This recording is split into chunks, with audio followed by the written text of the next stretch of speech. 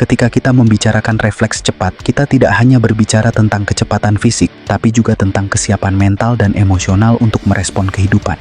Dalam sepak bola, seorang penjaga gawang adalah benteng terakhir yang berdiri antara keberhasilan atau kegagalan.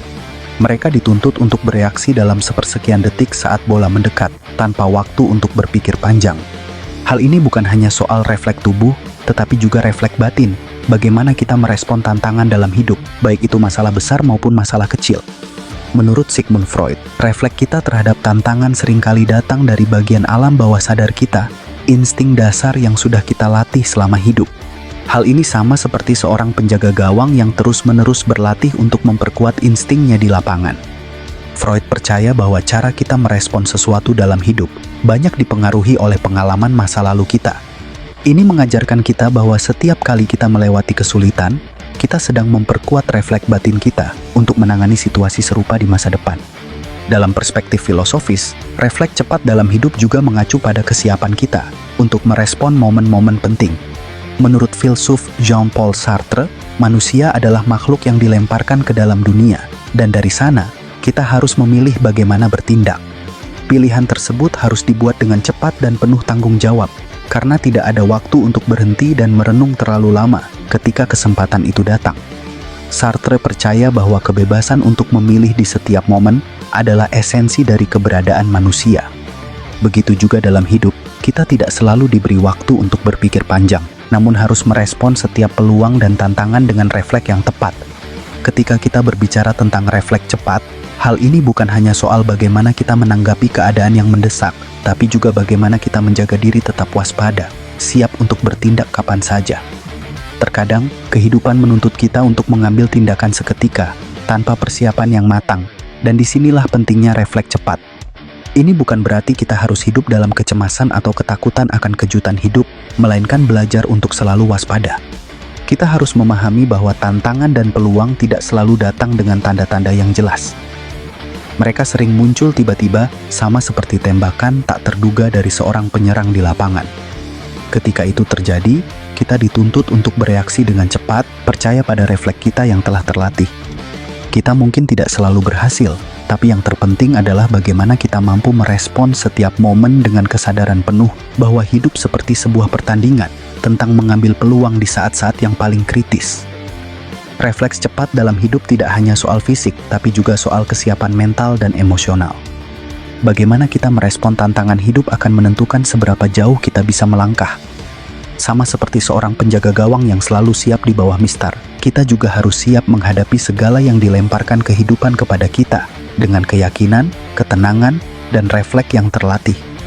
Seorang penjaga gawang yang baik tidak hanya dikenal karena refleks cepatnya, tetapi juga karena kemampuannya dalam menempatkan posisi dengan bijak. Penjaga gawang yang tahu kapan harus bergerak maju, kapan harus mundur, atau kapan harus tetap di tengah gawang, memiliki peluang yang lebih besar untuk berhasil menghadapi serangan. Prinsip ini juga berlaku dalam hidup kita sehari-hari. Dalam kehidupan, kita seringkali dihadapkan pada berbagai situasi yang membutuhkan penempatan posisi yang tepat, baik secara fisik, emosional, maupun sosial.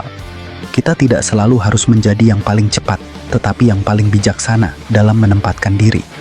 Penempatan posisi ini juga mencerminkan kemampuan kita untuk membaca situasi dan menilai apa yang terjadi di sekitar kita. Menurut tokoh psikologi Carl Jung, penempatan posisi dalam hidup seringkali berkaitan dengan konsep self-awareness atau kesadaran diri. Jung percaya bahwa kesadaran kita akan siapa diri kita, kekuatan kita, serta kelemahan kita, memungkinkan kita untuk menempatkan diri di posisi yang sesuai. Misalnya, kita akan lebih sukses dalam mengambil keputusan jika kita mengetahui apa yang kita kuasai dan apa yang menjadi batasan kita. Carl Jung menyebut ini sebagai individuasi, proses di mana kita menemukan posisi kita yang sebenarnya di dunia ini berdasarkan pemahaman diri yang mendalam. Dari perspektif filsafat, Aristoteles berbicara tentang phronesis, atau kebijaksanaan praktis, yang membantu seseorang membuat keputusan yang tepat dalam setiap situasi. Seorang penjaga gawang, misalnya, harus menggunakan kebijaksanaan ini untuk memahami kapan harus bergerak dan kapan harus tetap diam. Dalam hidup, kita juga dihadapkan pada keputusan yang memerlukan perhitungan yang bijak. Tidak semua peluang harus dikejar, dan tidak semua ancaman harus dihadapi dengan langsung. Menempatkan diri di posisi yang tepat dalam hidup juga berarti memiliki fleksibilitas untuk menyesuaikan diri dengan perubahan. Kita mungkin sudah membuat rencana, tapi seringkali situasi yang tidak terduga memaksa kita untuk mengubah posisi kita, baik secara fisik maupun emosional. Seperti dalam sepak bola, kehidupan adalah tentang membaca situasi dan menyesuaikan strategi kita. Terkadang kita harus mundur, menahan diri, atau malah bergerak maju dengan penuh keyakinan. Kemampuan ini membantu kita menghindari kesalahan dan memaksimalkan peluang yang ada. Kita harus belajar bahwa tidak semua serangan dalam hidup datang secara frontal. Banyak tantangan yang datang dari sudut-sudut yang tidak terduga. Maka dari itu, kita perlu terus-menerus mengevaluasi posisi kita. Apakah kita sudah berada di tempat yang tepat untuk menghadapi situasi ini? Apakah kita perlu bergerak ke arah lain agar lebih siap? Menemukan jawabannya memerlukan kebijaksanaan dan kesadaran yang mendalam. Penempatan posisi dalam hidup bukan hanya soal fisik, tetapi lebih pada kemampuan kita untuk membaca situasi dan menempatkan diri secara bijaksana. Sama seperti penjaga gawang yang selalu memperhitungkan posisi tubuhnya untuk menghadapi serangan, kita pun harus mampu menempatkan diri di posisi yang tepat untuk menangkap peluang dan menghindari tantangan dalam kehidupan. Kita tidak selalu harus menjadi yang tercepat, tapi kita harus selalu siap berada di tempat yang tepat, pada waktu yang tepat. Penyelamatan adalah inti dari peran seorang penjaga gawang. Ketika lawan datang dengan ancaman yang begitu nyata, sebuah bola yang meluncur deras ke arah gawang, penjaga gawang harus bereaksi cepat dengan menggunakan tangan, kaki, atau tubuh mereka untuk melakukan penyelamatan. Di balik setiap penyelamatan ada keberanian, ketangkasan, dan ketenangan. Begitu pula dalam hidup, kita seringkali dihadapkan pada tantangan yang mendesak dan tak terduga, dan kita harus memiliki keberanian untuk menghadapinya dengan segala keterampilan yang kita miliki. Dalam hidup, penyelamatan bisa diartikan sebagai cara kita mengatasi masalah, kesulitan, atau bahkan kegagalan. Setiap kali kita berhasil menyelamatkan diri dari situasi sulit, kita sedang menunjukkan kepada dunia, dan lebih penting lagi, kepada diri kita sendiri, bahwa kita mampu mengatasi rintangan tersebut. Penyelamatan ini bisa dalam bentuk keputusan yang tepat di saat kritis atau tindakan yang diambil di saat-saat genting. Tokoh psikologi Viktor Frankl pernah mengatakan bahwa hidup ini pada dasarnya adalah tentang bagaimana kita merespon penderitaan. Menurutnya, kita selalu memiliki kebebasan untuk memilih respon kita terhadap setiap tantangan yang dihadapi. Penyakit, kehilangan, atau kegagalan bisa datang kapan saja, tapi yang terpenting adalah bagaimana kita menyelamatkan diri dari dampak negatifnya. Frankl percaya bahwa bahkan dalam situasi yang paling sulit sekalipun, kita memiliki kemampuan untuk menemukan makna, dan itulah bentuk penyelamatan sejati. Dari perspektif filsafat stoikisme, Epictetus mengajarkan kita bahwa tidak semua hal dalam hidup ada di bawah kendali kita, tetapi yang selalu ada dalam kendali kita adalah bagaimana kita merespon keadaan. Sama seperti penjaga gawang yang tidak bisa mengendalikan arah bola yang ditendang oleh lawan, kita pun tidak bisa mengendalikan semua keadaan yang datang ke hidup kita. Namun, kita selalu bisa mengontrol cara kita bereaksi. Apakah kita akan berani berdiri dan mencoba menyelamatkan situasi, atau menyerah pada ketakutan dan keraguan? Penyelamatan dalam hidup membutuhkan dua hal, keberanian dan keterampilan. Keberanian untuk melompat ke arah ancaman, bahkan jika kita tidak yakin sepenuhnya akan berhasil. Dan keterampilan untuk mengetahui kapan harus bertindak, serta bagaimana melakukannya dengan cara yang paling efektif. Keterampilan ini bukan hanya tentang kemampuan fisik, tetapi juga tentang mental dan emosional. Bagaimana kita menjaga ketenangan di bawah tekanan dan mengambil langkah yang benar, bahkan dalam situasi yang paling sulit. Terkadang tantangan datang seperti tembakan tiba-tiba ke arah kita, tanpa peringatan. Kita mungkin merasa tidak siap atau ragu apakah kita mampu menghadapinya. Namun, inilah momen di mana kita harus mempercayai diri sendiri, mempercayai bahwa kita telah mempersiapkan diri melalui pengalaman-pengalaman sebelumnya. Penyelamatan adalah bukti bahwa kita mampu, bahwa kita bisa melawan, dan bahwa kita bisa bangkit dari situasi apapun yang menimpa. Kita semua menghadapi berbagai bentuk serangan dalam hidup, baik itu masalah karir, hubungan, atau kesehatan. Tetapi setiap kali kita berhasil menyelamatkan diri dari situasi sulit, kita belajar sesuatu yang berharga. Penyelamatan bukan hanya soal bertahan, tetapi juga tentang tumbuh lebih kuat setelah menghadapi rintangan. Penyelamatan dalam hidup bukan hanya tentang menghindari kegagalan, tetapi tentang keberanian untuk menghadapi tantangan dan keterampilan untuk menyelesaikannya dengan cara yang tepat. Sama seperti penjaga gawang yang mengandalkan keberanian dan keterampilannya untuk menyelamatkan gawang, kita juga harus berani dan terampil dalam menyelamatkan diri dari setiap tantangan hidup. Dan dari setiap penyelamatan, kita tumbuh lebih kuat, lebih bijaksana, dan lebih siap menghadapi serangan berikutnya. Seorang penjaga gawang yang handal tidak hanya mengandalkan refleks atau keberanian untuk melakukan penyelamatan, tetapi juga menguasai teknik menangkap yang baik. Ada berbagai cara menangkap bola, seperti high catch, low catch, menangkap dengan kedua tangan atau bahkan menepis dengan ujung jari. Setiap teknik ini memerlukan ketepatan, penguasaan, dan perhatian penuh pada detail. Dalam kehidupan kita, menangkap momen-momen kecil dan hal-hal yang tampaknya sepele bisa menjadi penentu bagaimana kita melewati setiap tantangan. Seperti halnya seorang penjaga gawang yang tahu bahwa menangkap bola rendah memerlukan teknik berbeda dari menangkap bola tinggi. Kita pun harus memahami bahwa setiap situasi hidup memerlukan respon yang berbeda. Terkadang kita harus tanggap dengan hal-hal besar, tetapi seringkali hal-hal kecil seperti bagaimana kita berbicara dengan orang lain, bagaimana kita mengelola emosi, atau bagaimana kita mengambil keputusan sehari-hari, justru menjadi penentu keberhasilan kita dalam jangka panjang. Menurut Sigmund Freud, perhatian pada detail adalah salah satu kunci untuk memahami pikiran bawah sadar. Freud percaya bahwa hal-hal kecil yang sering kita abaikan, seperti tindakan spontan atau kebiasaan kecil, mencerminkan sesuatu yang lebih dalam tentang diri kita. Demikian pula dalam kehidupan sehari-hari, memperhatikan detail kecil bisa mengungkapkan peluang tersembunyi atau potensi masalah yang perlu kita atasi sebelum menjadi lebih besar. Dalam filosofi Zen, ada konsep mindfulness, kesadaran penuh pada momen sekarang, dan perhatian terhadap setiap tindakan kecil yang kita lakukan. Filosofi ini mengajarkan kita bahwa untuk hidup dengan penuh, kita harus menangkap setiap momen dengan penuh kesadaran, sama seperti seorang penjaga gawang yang harus sepenuhnya hadir dalam setiap detik pertandingan. Dengan cara ini, kita tidak hanya akan lebih efektif dalam menangani masalah, tetapi juga akan lebih menikmati perjalanan hidup itu sendiri. Teknik menangkap dalam hidup juga berkaitan dengan kemampuan kita untuk menyesuaikan cara kita merespons situasi yang berbeda. Sama seperti seorang penjaga gawang yang harus menyesuaikan teknik menangkap tergantung pada posisi bola, kita juga harus belajar untuk menyesuaikan cara kita menangani tantangan, peluang, atau hubungan. Tidak semua masalah bisa dihadapi dengan cara yang sama. Beberapa memerlukan respon yang lembut dan hati-hati, sementara yang lain mungkin memerlukan tindakan yang lebih tegas dan cepat.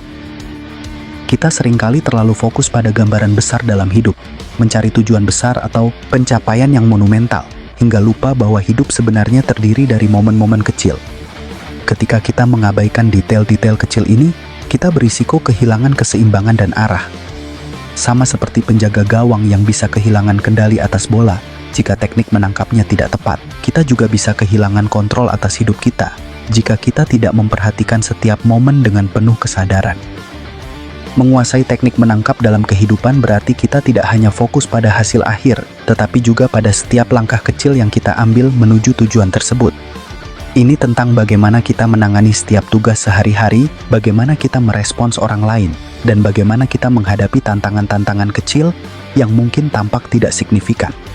Dengan memperhatikan dan menguasai hal-hal kecil ini, kita secara perlahan membangun fondasi untuk keberhasilan yang lebih besar. Teknik menangkap dalam hidup adalah tentang perhatian pada detail-detail kecil yang sering terlewatkan. Sama seperti penjaga gawang yang harus menguasai berbagai teknik untuk menangkap bola dengan benar, kita pun harus belajar menangkap setiap momen dalam hidup dengan penuh kesadaran dan ketepatan.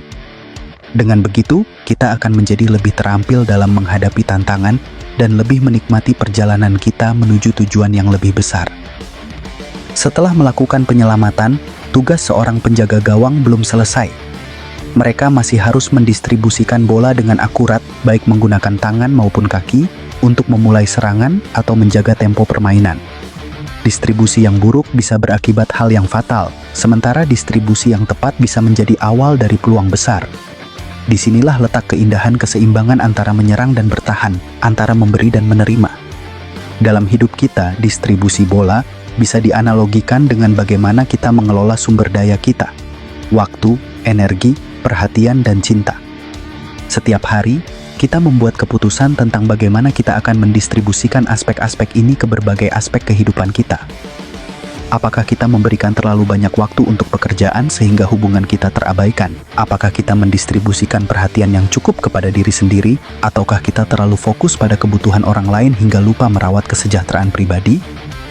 Menurut Abraham Maslow, manusia memiliki kebutuhan dasar yang harus dipenuhi sebelum bisa mencapai potensi tertinggi mereka. Dalam piramida kebutuhan Maslow, distribusi energi kita harus dimulai dari kebutuhan paling dasar, seperti kebutuhan fisiologis dan rasa aman, sebelum kita bisa bergerak ke tahap-tahap yang lebih tinggi seperti cinta, penghargaan, dan aktualisasi diri. Dengan kata lain, kita perlu mendistribusikan perhatian dan usaha kita secara bijaksana, agar setiap aspek kehidupan kita berkembang secara seimbang. Dari sudut pandang filsafat, Aristoteles berbicara tentang pentingnya keadilan distributif. Ini adalah konsep di mana setiap orang mendapatkan apa yang menjadi haknya berdasarkan peran dan kontribusi mereka. Dalam hidup kita, keadilan distributif bisa diterapkan dengan cara memberikan perhatian yang proporsional kepada berbagai aspek kehidupan kita. Setiap bagian dari kehidupan kita, baik itu karir, keluarga, persahabatan, atau kesehatan mental, memerlukan alokasi perhatian yang adil dan seimbang agar semuanya berjalan dengan baik. Distribusi bola dalam kehidupan juga berkaitan dengan kemampuan kita untuk memberikan kepada orang lain. Dalam konteks sosial, bagaimana kita mendistribusikan bantuan, dukungan, dan perhatian kepada orang-orang di sekitar kita sangat mempengaruhi hubungan kita. Sama seperti penjaga gawang yang harus memastikan bola didistribusikan dengan akurat agar tim bisa bergerak maju, kita juga harus belajar memberikan dengan cara yang benar kepada orang lain agar hubungan kita tetap sehat dan berkembang. Namun, penting juga untuk memahami bahwa distribusi tidak hanya soal memberi. Ini juga tentang menerima. Seorang penjaga gawang yang baik tahu kapan harus mengoper bola dan kapan harus mempertahankannya untuk sementara waktu. Demikian pula dalam hidup, kita harus tahu kapan waktunya berbagi dan kapan kita perlu menjaga energi dan perhatian untuk diri sendiri. Keseimbangan antara memberi dan menerima adalah kunci untuk menjaga keberlanjutan dalam hidup kita. Distribusi juga erat kaitannya dengan komunikasi. Sama seperti penjaga gawang yang harus memberikan isyarat yang jelas kepada rekan satu timnya saat mendistribusikan bola, kita pun harus belajar berkomunikasi dengan jujur dan efektif ketika berbagi tanggung jawab atau emosi dengan orang lain. Terkadang, cara kita menyampaikan sesuatu bisa lebih penting daripada apa yang kita sampaikan. Kesalahan berkomunikasi bisa menyebabkan miskomunikasi, sama seperti distribusi bola yang buruk bisa menyebabkan kehilangan peluang dalam permainan. Pada akhirnya, distribusi bola adalah tentang tanggung jawab. Kita bertanggung jawab tidak hanya untuk menjaga diri sendiri, tetapi juga untuk berkontribusi pada kesejahteraan orang lain. Dalam hidup, kita semua memiliki peran untuk dimainkan, dan bagaimana kita mendistribusikan waktu, energi, dan perhatian kita akan menentukan apakah kita mampu menjalankan peran itu dengan baik. Hidup adalah tentang keseimbangan antara memberi dan menerima, antara mendistribusikan energi kita kepada orang lain dan menyimpannya untuk diri sendiri. Sama seperti penjaga gawang yang harus mendistribusikan bola dengan tepat, untuk menjaga permainan tetap berjalan, kita juga harus belajar bagaimana mendistribusikan aspek-aspek penting dari hidup kita, agar semuanya berjalan dengan baik. Dengan begitu, kita bisa menjaga hubungan, karir, dan kesejahteraan pribadi kita tetap harmonis. Di lapangan sepak bola, seorang penjaga gawang memiliki pandangan yang lebih luas daripada pemain lainnya. Mereka dapat melihat keseluruhan permainan, dan seringkali menjadi penghubung antara lini pertahanan dan pemain lainnya. Dengan memberikan instruksi yang jelas, mereka membantu tim tetap terkoordinasi dan mencegah kekacauan di saat-saat krusial. Komunikasi yang baik di lapangan adalah kunci untuk menjaga struktur pertahanan dan membuat keputusan yang tepat di bawah tekanan. Dalam kehidupan sehari-hari, komunikasi memegang peran yang sama pentingnya. Seringkali, masalah besar dalam hubungan pribadi, karir, atau komunitas bukan berasal dari konflik besar, melainkan dari miskomunikasi yang berulang. Kita mungkin berasumsi bahwa orang lain memahami maksud kita, atau mungkin kita menahan diri dari berbicara karena takut salah paham. Pada akhirnya, tanpa komunikasi yang jelas dan jujur, hubungan kita dengan orang lain, baik itu dengan keluarga, teman, atau rekan kerja, bisa runtuh seperti pertahanan yang tidak terkoordinasi di lapangan. Menurut psikolog Carl Rogers, salah satu aspek terpenting dalam komunikasi adalah empathic listening, mendengarkan dengan empati. Rogers percaya bahwa ketika kita mendengarkan orang lain dengan empati, tanpa menghakimi atau menginterupsi, kita menciptakan ruang di mana mereka merasa didengar dan dipahami. Ini bukan hanya tentang mendengarkan kata-kata, tetapi juga memahami perasaan dan maksud di balik kata-kata tersebut. Sama seperti seorang penjaga gawang yang harus peka terhadap isyarat dari rekan satu timnya, kita juga harus belajar mendengarkan lebih dalam setiap interaksi kita. Filsuf Jürgen Habermas berbicara tentang konsep tindakan komunikasi, di mana komunikasi tidak hanya berfungsi untuk menyampaikan informasi, tetapi juga untuk membangun konsensus dan pemahaman bersama. Komunikasi yang baik melibatkan kejujuran, keterbukaan, dan saling menghormati. Dalam hidup, tindakan komunikasi ini membantu kita menciptakan hubungan yang didasarkan pada saling pengertian, bukan hanya pertukaran informasi.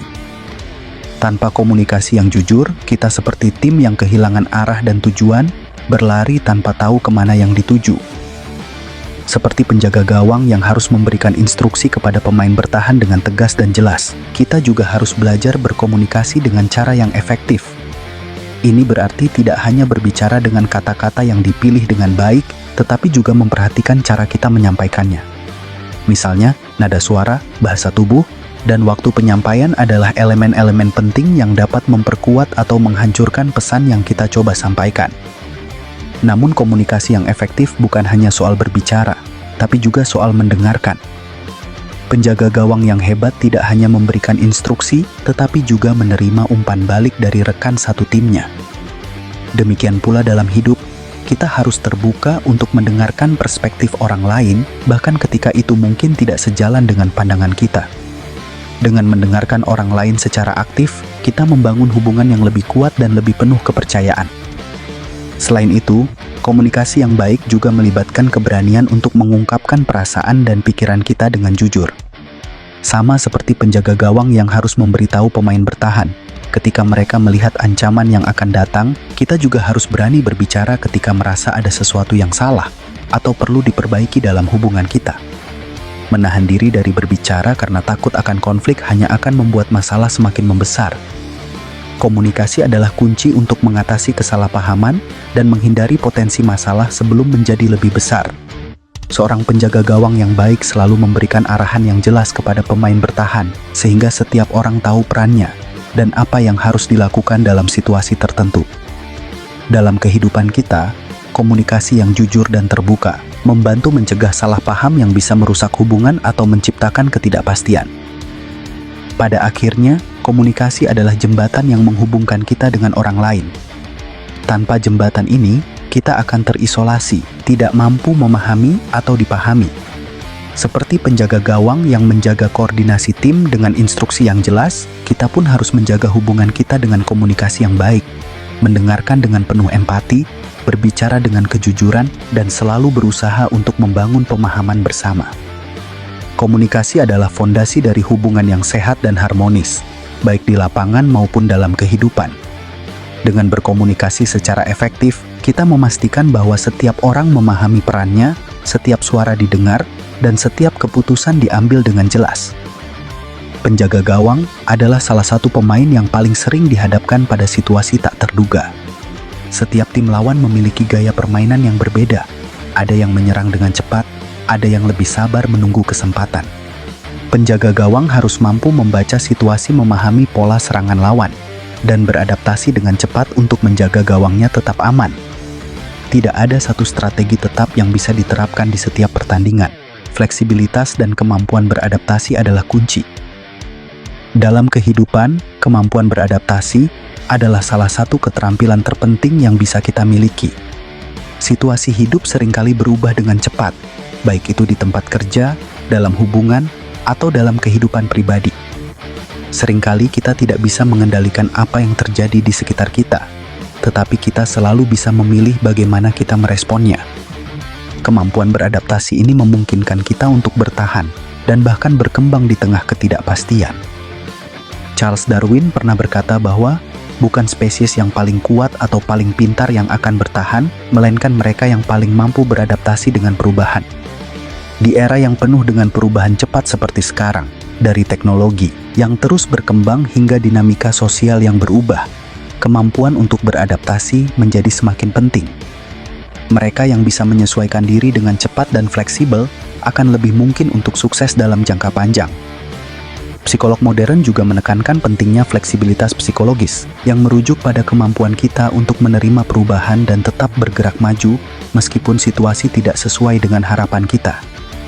Menurut Acceptance and Commitment Therapy, fleksibilitas psikologis adalah kemampuan untuk tetap fokus pada apa yang penting dan terus mengambil langkah yang bermakna meskipun ada ketidakpastian dan rasa tidak nyaman. Sama seperti penjaga gawang yang harus tetap tenang meski ada tekanan besar dari lawan, kita pun harus belajar untuk tetap fleksibel di tengah tantangan yang kita hadapi.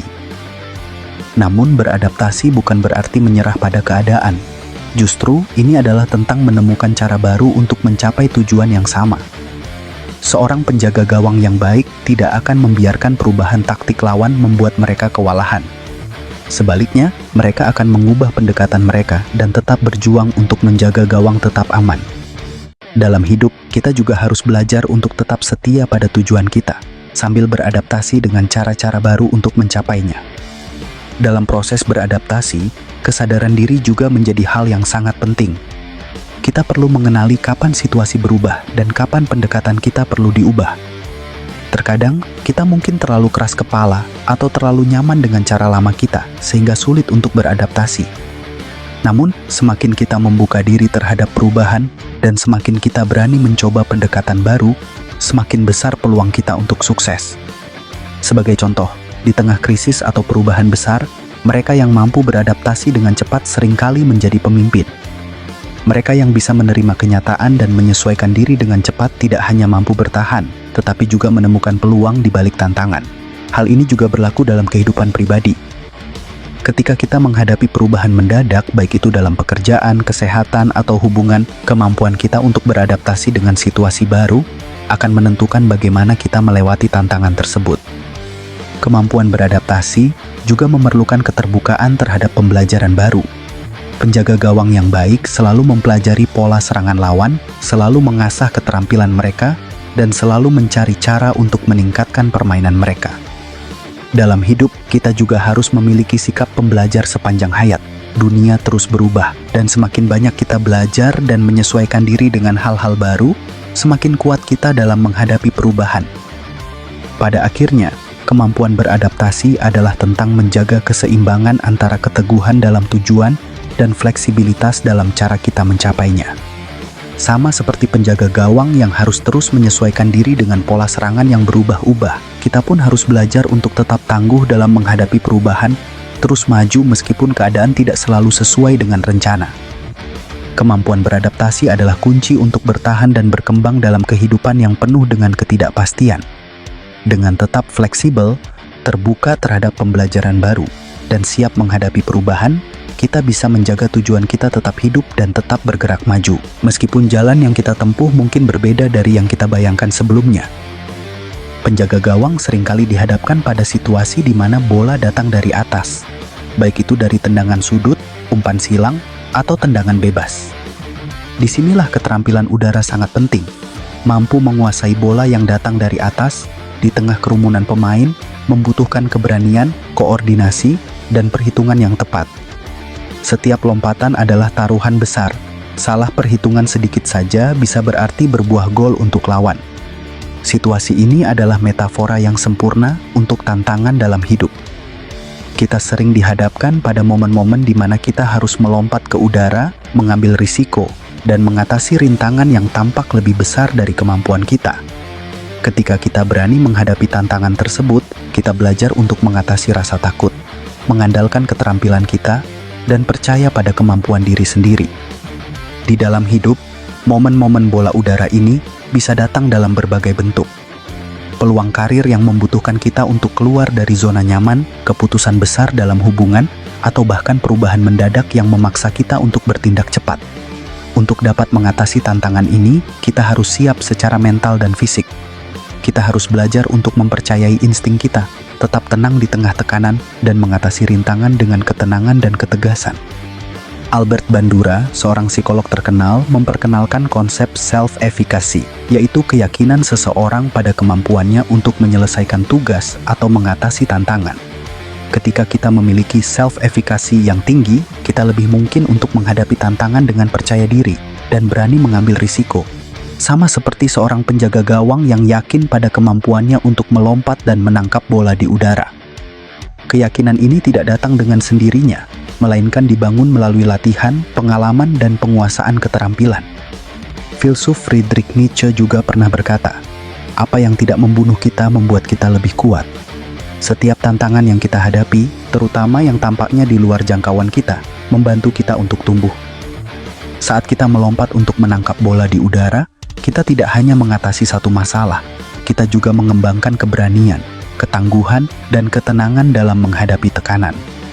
Tantangan-tantangan ini membantu kita berkembang menjadi pribadi yang lebih kuat dan lebih tangguh. Namun, seperti halnya di lapangan, keterampilan udara dalam kehidupan juga memerlukan perhitungan yang tepat. Kita tidak bisa asal melompat ke setiap peluang tanpa pertimbangan. Ada momen di mana kita harus menahan diri, mengamati situasi, dan memilih waktu yang tepat untuk bertindak. Penjaga gawang yang cerdas tidak akan melompat tanpa berpikir. Mereka akan menunggu saat yang tepat, memperkirakan arah bola, dan kemudian melompat dengan tepat waktu. Demikian pula dalam hidup, kita harus belajar kapan waktunya untuk bertindak dan kapan untuk bersabar. Keterampilan udara juga mengajarkan kita tentang pentingnya ketahanan. Di tengah kerumunan pemain lawan, penjaga gawang harus tetap fokus dan tidak terintimidasi. Kita pun sering dihadapkan pada situasi di mana orang lain mungkin meragukan kemampuan kita atau mencoba menjatuhkan kita. Di saat-saat seperti ini, ketahanan mental menjadi kunci. Kita harus mampu memblokir gangguan dari luar dan tetap fokus pada tujuan kita. Tantangan dalam hidup tidak selalu datang dalam bentuk yang kita harapkan, dan seringkali mereka datang dengan cepat dan tanpa peringatan, seperti bola udara yang tiba-tiba melayang di atas kepala. Namun, dengan keterampilan dan keyakinan yang kita bangun, kita dapat menghadapinya dengan kepala tegak. Setiap lompatan ke udara adalah peluang untuk tumbuh, belajar, dan menjadi lebih baik dari sebelumnya. Keterampilan udara dalam sepak bola juga menekankan pentingnya keputusan yang cepat dan tepat. Penjaga gawang tidak punya banyak waktu untuk berpikir saat bola datang melayang. Keputusan harus dibuat dalam hitungan detik. Begitu juga dalam hidup, ada momen-momen di mana kita harus membuat keputusan dengan cepat. Kesiapan kita untuk mengambil keputusan yang tepat dalam situasi yang menekan akan menentukan hasil dari tindakan kita. Pada akhirnya, keterampilan udara mengajarkan kita tentang keberanian dan ketepatan dalam menghadapi tantangan. Seperti penjaga gawang yang melompat tinggi untuk menangkap bola, kita juga harus berani melangkah ke atas, menghadapi ketidakpastian, dan mengatasi rintangan yang ada di hadapan kita. Dengan ketenangan, latihan, dan keberanian, kita dapat mengatasi segala tantangan yang menghadang dan menjaga diri kita tetap kuat dalam situasi yang paling sulit. Hidup seringkali mengharuskan kita untuk mengambil risiko, melompat lebih tinggi, dan berani menghadapi tantangan yang tampak di luar jangkauan. Dengan keterampilan, keberanian, dan perhitungan yang matang, kita bisa mengatasi segala rintangan dan terus maju. Sebagai penjaga gawang, momen-momen keheningan di lapangan bisa sangat menantang. Ketika bola berada jauh di sisi lawan, pemain lain mungkin bisa sedikit bersantai, tetapi tidak dengan penjaga gawang. Mereka harus tetap waspada, terus memperhatikan arah permainan, dan siap bereaksi kapanpun lawan datang mendekat. Dalam situasi yang tampaknya tenang, mereka tetap harus fokus penuh. Ketidaksiapan sedikit saja bisa berakibat fatal. Kehidupan pun penuh dengan momen keheningan seperti ini. Ketika tampaknya tidak ada yang salah, tetapi pada kenyataannya, kita harus tetap waspada. Kita seringkali merasa nyaman saat semuanya berjalan dengan lancar, tetapi ketenangan ini bisa menjadi jebakan. Konsentrasi, terutama di saat-saat tenang, adalah pelajaran hidup yang penting. Ini mengajarkan kita bahwa fokus bukan hanya tentang menghadapi tekanan besar, tetapi juga tentang tetap sadar dan waspada ketika tidak ada tekanan yang nyata. Banyak dari kita merasa paling sulit untuk tetap fokus ketika tidak ada tantangan langsung di depan mata. Namun, disinilah penjaga gawang menunjukkan pelajaran penting. Fokus sejati adalah kemampuan untuk tetap berada dalam momen tanpa terganggu oleh pikiran atau godaan lain. Ketika kita terlibat penuh dalam momen yang ada, kita siap untuk menghadapi apapun yang datang selanjutnya. Psikolog Mihaly Csikszentmihalyi memperkenalkan konsep flow, keadaan di mana seseorang benar-benar terfokus pada tugas yang dihadapinya, sehingga kehilangan rasa waktu dan diri. Untuk mencapai kondisi flow ini, kita membutuhkan konsentrasi yang mendalam, yang tidak terganggu oleh distraksi eksternal atau internal. Dalam kehidupan sehari-hari, kita bisa belajar banyak dari penjaga gawang yang selalu berada dalam keadaan flow ini, meski tampaknya tidak ada aksi yang sedang terjadi. Dalam dunia yang penuh dengan distraksi, dari media sosial hingga pekerjaan yang menumpuk, kemampuan untuk tetap fokus pada satu hal adalah aset yang berharga. Konsentrasi mendalam bukan hanya membantu kita menyelesaikan tugas-tugas dengan lebih baik, tetapi juga meningkatkan kualitas kehidupan kita secara keseluruhan. Sama seperti seorang penjaga gawang yang terus mengawasi setiap gerakan di lapangan, kita pun perlu tetap fokus pada tujuan dan tanggung jawab kita, bahkan di saat-saat ketika tekanan tampaknya tidak ada. Filsuf Stoik seperti Seneca dan Marcus Aurelius sering berbicara tentang pentingnya fokus dan ketenangan batin. Mereka percaya bahwa ketenangan pikiran adalah kunci untuk menghadapi hidup dengan bijaksana.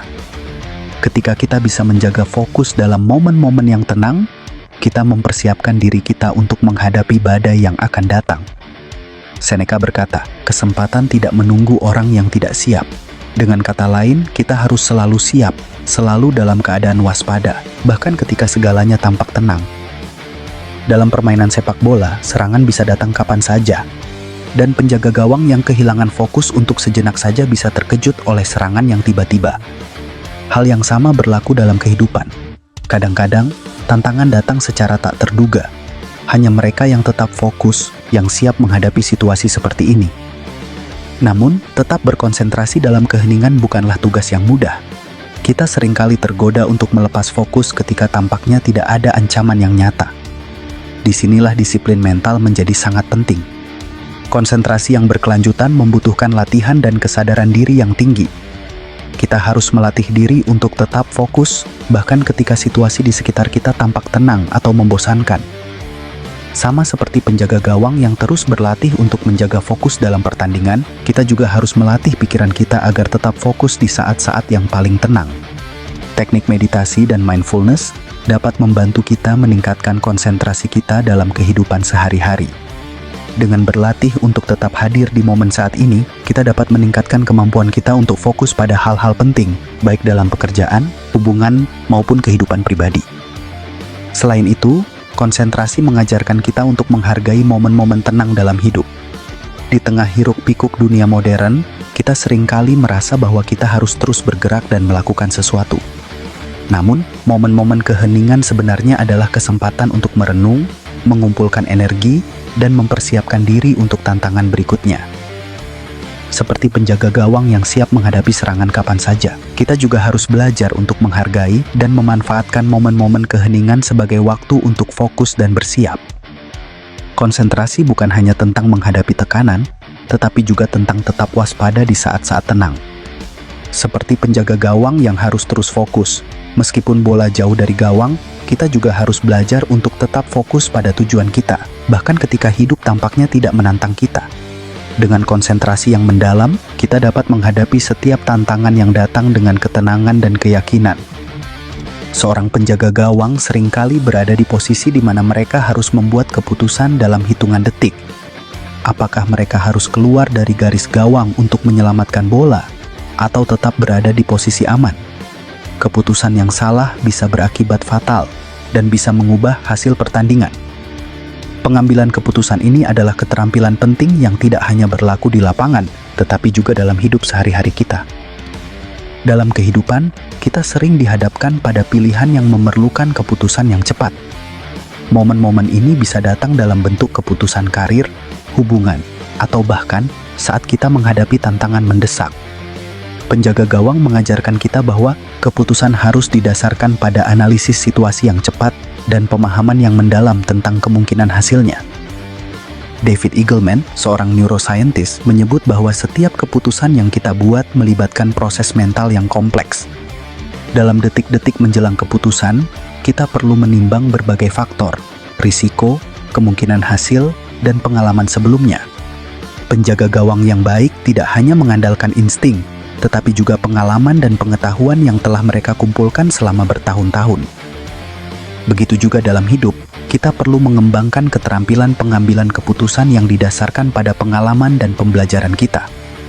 Filsuf dan penulis terkenal, Malcolm Gladwell, dalam bukunya Blink, mengungkapkan bahwa kadang-kadang keputusan terbaik datang dari intuisi yang terlatih. Ketika kita memiliki pemahaman yang mendalam tentang situasi kita, intuisi kita seringkali dapat membawa kita ke arah yang benar. Ini juga berlaku bagi penjaga gawang. Mereka seringkali bisa merasakan di mana serangan lawan akan diarahkan berkat pengalaman dan latihan yang intensif. Namun, pengambilan keputusan tidak selalu mudah. Seringkali kita dihadapkan pada pilihan yang penuh tekanan dan risiko. Dalam momen-momen seperti ini, ketenangan dan fokus sangat penting. Penjaga gawang yang panik cenderung membuat keputusan yang buruk. Dalam hidup, kita pun harus belajar untuk tetap tenang di bawah tekanan, untuk dapat membuat keputusan yang tepat ketika diperlukan. Ketenangan batin membantu kita menilai situasi secara objektif dan mengurangi kemungkinan kesalahan. Penting juga untuk memahami bahwa tidak ada keputusan yang sempurna. Dalam sepak bola, bahkan keputusan terbaik pun bisa berujung pada hasil yang tidak diinginkan. Dalam hidup, kita juga harus menerima bahwa terkadang keputusan kita tidak akan menghasilkan hasil yang kita harapkan. Disinilah pentingnya sikap tangguh, kemampuan untuk bangkit kembali setelah membuat kesalahan dan belajar dari pengalaman tersebut. Selain itu, pengambilan keputusan yang baik juga melibatkan kemampuan untuk meminta bantuan dan mendengarkan masukan dari orang lain. Seperti seorang penjaga gawang yang berkomunikasi dengan pemain bertahan untuk membentuk strategi bersama, kita pun harus belajar untuk mendengarkan dan mempertimbangkan perspektif orang lain. Terkadang, sudut pandang orang lain dapat memberikan wawasan baru yang kita butuhkan untuk membuat keputusan yang lebih baik. Akhirnya, penting untuk memiliki komitmen terhadap keputusan yang kita buat. Setelah kita mengambil langkah, kita harus berdiri teguh dan menjalani konsekuensi dari pilihan tersebut. Penjaga gawang yang ragu-ragu dalam keputusan mereka seringkali gagal dalam tugasnya. Demikian pula, kita harus belajar untuk berkomitmen pada keputusan kita dan bersikap proaktif dalam menghadapi hasilnya, baik yang positif maupun negatif. Pengambilan keputusan adalah keterampilan yang harus diasah dan dikelola dengan baik. Sama seperti penjaga gawang yang harus membuat keputusan cepat dan tepat untuk melindungi gawangnya, kita juga harus belajar untuk mengambil keputusan bijak dalam hidup. Dengan melatih ketenangan, analisis, dan kepercayaan diri, kita bisa menghadapi setiap pilihan dengan lebih baik dan mengambil langkah yang tepat menuju tujuan kita.